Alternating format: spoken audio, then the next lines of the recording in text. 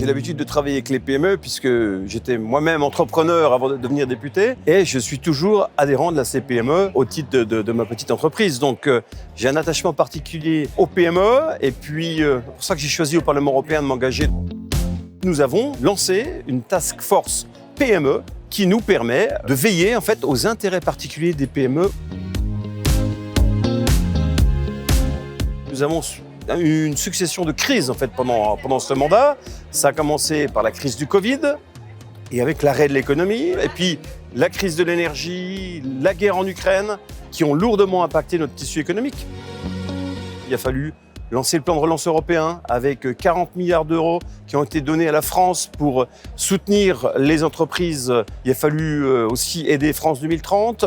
L'ensemble des dispositifs a été mis en place pour que, ma foi, les PME ne soient pas aussi impactées.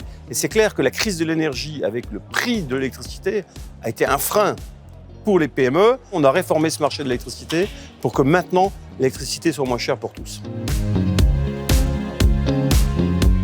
Vous savez que jusqu'à maintenant, on a fait le Green Deal, 75 lois qui ont été votées et qui maintenant vont devoir s'appliquer jusqu'en 2050. Mais à côté de cela, nous allons lancer un pacte industriel pour les 5 prochaines années. Ça veut dire des textes qui vont organiser l'écosystème industriel européen. Ça inclut la formation, le recrutement de compétences. Et bien là-dedans, bien sûr, les PME auront un rôle majeur à jouer.